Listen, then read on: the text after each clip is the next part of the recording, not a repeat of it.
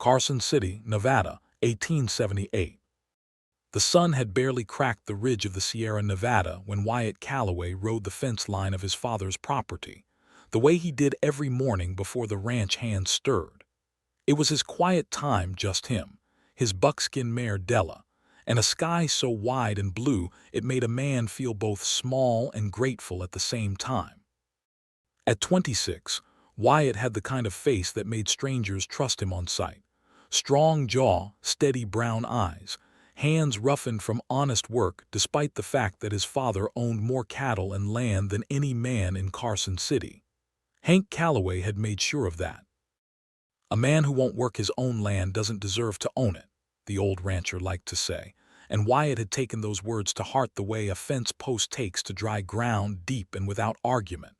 He pulled Della to a stop at the northern ridge and looked out over the valley below. By any measure, life was good.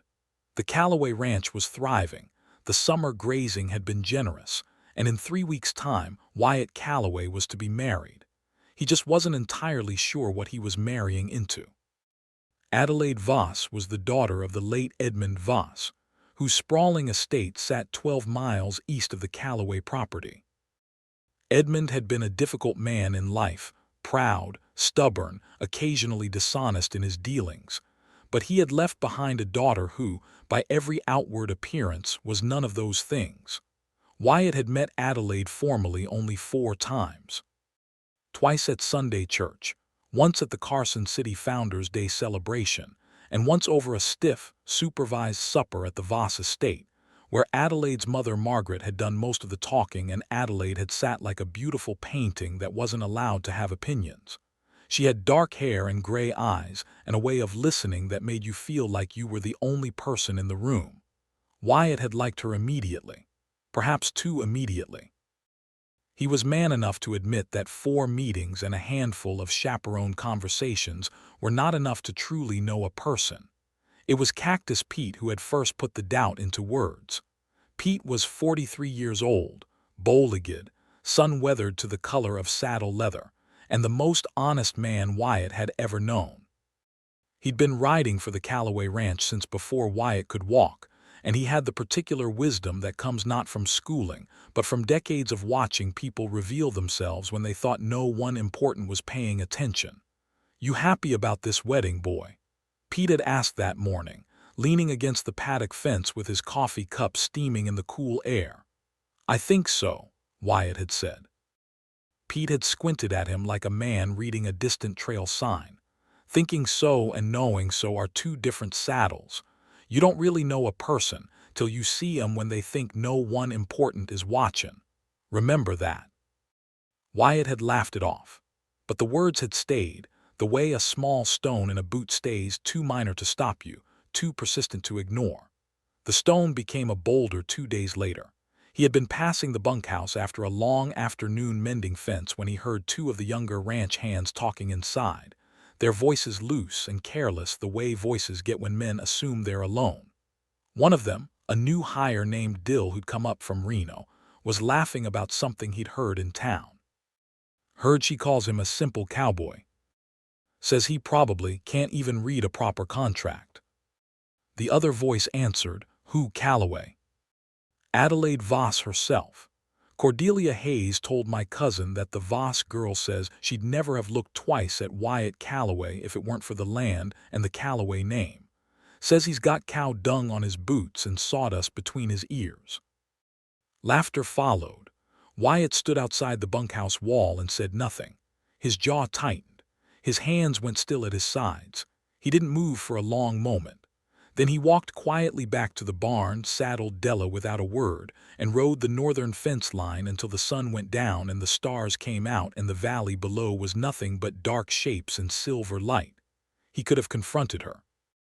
He could have ridden to the Voss estate, hat in hand, and asked Adelaide directly whether she meant to marry him or merely marry his property. But Wyatt Calloway had not been raised to act on second-hand words. His father had taught him better than that. A man who brands cattle on rumor ruins good stock. You look with your own eyes, you hear with your own ears, then you decide. By the time he rode back to the ranch house, the plan was already forming. He would not go to Adelaide Voss as himself. He would go as someone of no consequence, a plain working man without a name worth knowing. He would observe her in her natural surroundings, among her family, among her servants. He would watch how she treated people who could do nothing for her. And then he would know. He pulled Cactus Pete aside after supper and laid it out plain. Pete listened without interrupting, which was rare. When Wyatt finished, the old ranch hand was quiet for a long moment, staring into the fire. "That's either the smartest thing you've ever said," Pete finally muttered, "or the one you'll regret the most." "Probably both," Wyatt admitted. He rode for the Voss estate the following Tuesday, dressed in plain canvas trousers, a faded work shirt, and a weathered hat pulled low. He gave his name at the servants' entrance as Will Cooper, a drifter looking for seasonal work. They hired him before noon. He was given a broom, a small room off the stable, and instructions to stay out of the family's way. Wyatt Calloway, son of the most powerful cattle rancher in Carson City, began his first afternoon sweeping dust from someone else's floors and wondering what truth those floors were hiding. The Voss estate ran on a rhythm that Wyatt learned quickly, not because anyone taught him, but because he watched. 3 days among the servants revealed more about a household than 3 years of Sunday visits ever could. Breakfast preparations began before dawn. Margaret Voss took her morning coffee in the east parlor and did not speak to staff unless something displeased her. Tucker Voss, Adelaide's younger brother at 19, slept until 9 and spent his afternoons gambling away money the family no longer had. And Adelaide rose early, moved quietly, and occupied a curious space in her own home that Wyatt could only describe as graceful loneliness. She was not what he had expected, but he kept his guard up. Pretty water can hide a rocky bottom. Pete had taught him that too. It was Rosa who made the days bearable. Rosa Mendez was 61 years old, small and sturdy as a mesquite tree, with silver-streaked hair pinned beneath a white cloth and hands that never seemed to stop moving. She had worked for the Voss family for 19 years, outlasting Edmund Voss's temper, Margaret's coldness, and Tucker's casual cruelty with the quiet endurance of someone who had long ago decided that dignity was something you carried inside yourself, not something others granted you. She took to Wyatt, or rather to Will Cooper, with the matter-of-fact warmth of a woman who judged people by their work ethic and the steadiness of their eyes. He swept well. He didn't complain. He listened when she talked, which was apparently rare enough among the hired men to be remarkable. "You're not like the others they bring through here," she told him on his second evening, handing him a bowl of beans and cornbread at the servants' table. "How's that?" Wyatt asked. She tapped her temple. "You watch. Most men just look. There's a difference." He smiled and said nothing. She was sharper than most people in this county gave her credit for, and he filed that observation away carefully. The first real thing he saw happened on the 4th morning. Tucker Voss came through the kitchen corridor in a foul mood, still half-dressed, boots unlaced, smelling of last night's whiskey. Rosa was carrying a heavy tray of breakfast dishes toward the dining room when Tucker cut across her path without looking, bumping her shoulder hard enough to send 2 china cups sliding. One shattered on the tile floor. Tucker turned and looked at the broken cup, then at Rosa, with the slow contempt of someone who has never once been required to consider another person's labor. "Clumsy old woman," he said flatly, "that comes out of your wages." Rosa bent immediately to collect the broken pieces, her face composed, her hands steady. She said nothing. She had learned across 19 years that saying nothing was its own form of survival. Wyatt gripped his broom handle and stayed still. He was Will Cooper. Will Cooper did not interfere with family matters. Will Cooper kept his head down and his opinions to himself. Then the kitchen door swung open. Adelaide Voss stepped in wearing a plain cotton work dress, her dark hair not yet pinned, clearly on her way to the stables for her morning ride. She took in the scene in one glance, the broken cup, Rosa on her knees, Tucker standing over her with that expression, and something in her gray eyes went very quiet and very firm. "Tucker." Her voice was not loud. It didn't need to be. Her brother turned. "Adelaide," the woman broke. "I saw what happened." She crossed to Rosa, crouched beside her, and began gathering the broken pieces herself. Then she looked up at her brother with a steadiness that Wyatt found startling. "You will apologize to Rosa, and you will do it like you mean it, or so help me. I will tell Mother exactly how much you lost at Harlan's card table last Thursday." Tucker's jaw tightened. A long moment passed. Then, with the sullen reluctance of a boy who knew he was beaten, he muttered something approximating an apology and left the corridor. Adelaide helped Rosa to her feet, squeezing the older woman's hands briefly before letting go. No performance in it. No audience she was playing to. She didn't know Will Cooper was worth impressing. She didn't even glance his way. That was the detail that lodged itself beneath Wyatt's ribs and refused to leave. Still, he was careful. One act of decency proved character the way one swallow proved summer. It was a beginning, not a conclusion. He continued his work. He continued watching. But the doubt that had ridden him all the way from the Calloway ranch was shifting its weight now, leaning differently in the saddle. The evening of the 6th day was when his world cracked open. He had been assigned to polish the hallway sconces outside the west parlor after supper, quiet, invisible work that kept him stationed in the corridor for nearly an hour. The parlor door was not fully latched. From inside came the sound of women's voices, and before Wyatt could decide whether to move away, the words reached him and rooted him to the floor. Margaret Voss. And a second voice he recognized as Cordelia Hayes, a Carson City socialite whose primary occupation appeared to be the aggressive circulation of other people's business. "Come now, Adelaide." Cordelia's voice carried the honeyed sharpness of a woman who disguised provocation as playfulness. "You can speak plainly among friends. Do you actually have feelings for the Calloway boy, or is this arrangement entirely your mother's doing?" A silence followed. Margaret's voice filled it smoothly. "There's no shame in a practical match, Adelaide. Your father understood that. Land and name, those are things that last. Sentiment fades with the first hard winter." Wyatt stood motionless in the corridor.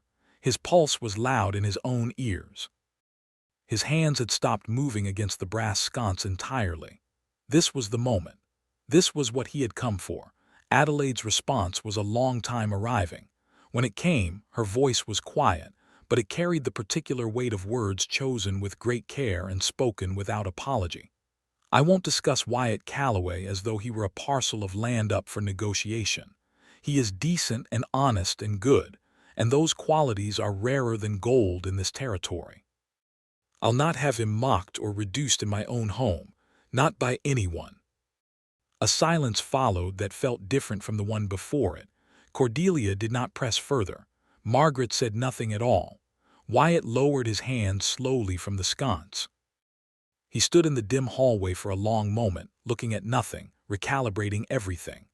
What he had ridden 12 miles to confirm and what he had actually heard were not the same territory.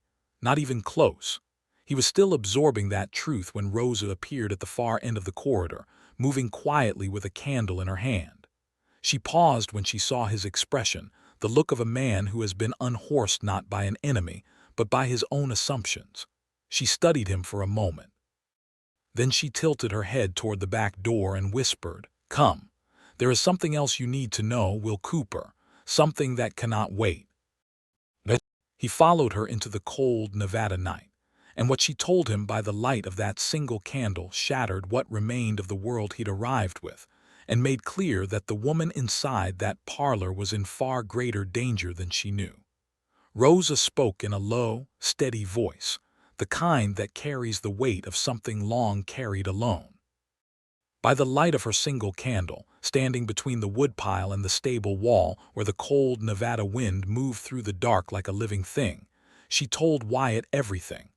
Silas Drummond was a railroad man, not the honest kind who built things, but the kind who acquired things, usually from people too pressured or too uninformed to resist.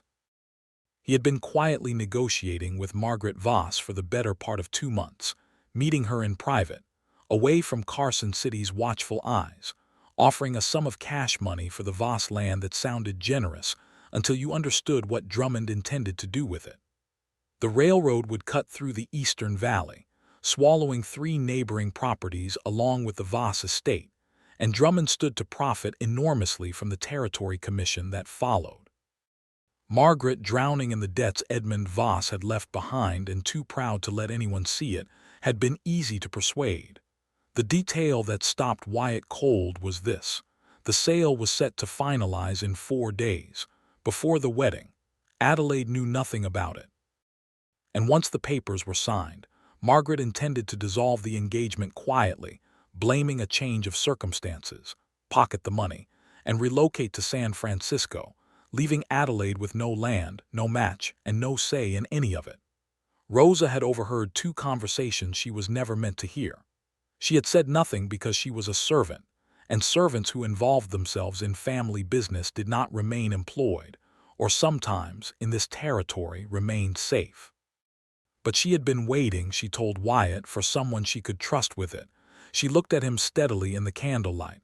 "You are not Will Cooper," she said simply. It was not a question. Wyatt held her gaze for a long moment.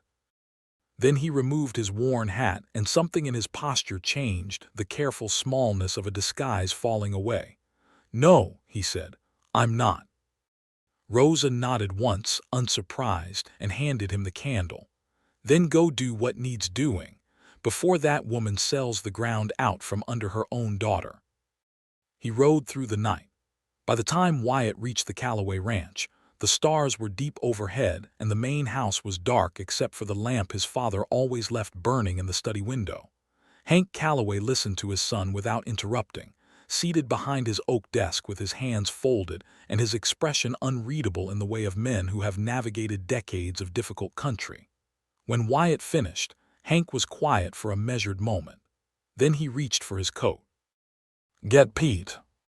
By morning, Hank Calloway and Sheriff Odell Briggs had documentation of Drummond's arrangement, provided by a land clerk in town who, it turned out, had his own grievances against the railroad man's methods. Drummond was intercepted at the Carson City land office before noon, his papers unsigned, his dealings laid open in front of witnesses that included 3 county commissioners and the editor of the Territorial Gazette. Margaret Voss, summoned to answer for her participation, arrived to find that the quiet private transaction she had engineered was suddenly, irreversibly public. Tucker disappeared before supper. Margaret, stripped of her careful composure for the first time in Wyatt's memory, said nothing that was worth recording. It was over quickly, the way exposed things tend to collapse not with drama, but with the grim efficiency of truth doing its work. Adelaide was alone in the stables when Wyatt arrived at the Voss estate that evening, still dressed plainly, still wearing the weathered hat of Will Cooper. He had debated changing into his own clothes, his own name, his proper self. He decided against it. Whatever happened next, she deserved to see exactly what he had been and exactly what he had done, without the cushion of fine presentation. She was brushing her gray mare in the last of the day's light, moving with the focused calm of someone keeping themselves together through the simple discipline of a familiar task. She did not hear him enter. For a moment he stood in the stable doorway and watched her, not with the calculating eye of a man gathering evidence, but with something quieter and more honest than that. She spoke to the horse in a low voice, almost to herself. "At least I know I was honest in how I felt about him, even if I never got to tell him proper." Wyatt removed his hat. She turned at the movement and recognition crossed her face in stages, confusion first, then a sudden sharp clarity, then something that moved through her gray eyes like weather crossing open ground. "Will Cooper," she said slowly. "No," he said. "Wyatt Calloway, I'm sorry it took me this long to say so." What followed was not comfortable, and he had not expected it to be. Adelaide Voss was not a woman who absorbed a betrayal quietly and moved past it for the sake of convenience. She told him plainly that she felt watched, examined, tested like livestock at auction.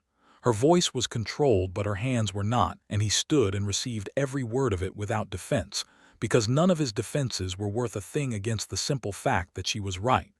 When she finished, the stable was very quiet. "I came here looking for the worst in you," Wyatt said. Instead, I found the best. And I'd spend the rest of my life making up for the wrong way I went about finding it, if you'd let me. Rosa appeared in the stable doorway then, as if she had known precisely when to arrive, and told Adelaide quietly what Wyatt had done, the midnight ride, his father, the sheriff, Drummond's exposure, the land saved. She spoke without embellishment, the way honest people report honest things. Adelaide listened with her eyes on Wyatt's face. The anger didn't leave her eyes entirely. He was glad of that. He wouldn't have trusted it if it had vanished too easily. But something beneath the anger shifted and settled, like ground finding its level after a long disturbance. He took one step forward and held his hat in both hands, the plainest version of himself he knew how to be. "I'm asking you proper this time," he said quietly. "No land, no name, no arrangement, just me asking." Adelaide was quiet for what felt like the length of a Nevada winter. Then the corner of her mouth moved in a way that was not quite a smile yet, but was clearly its beginning. "You'd better," she said, "have a very long rest of your life prepared, because I intend to collect on every day of it."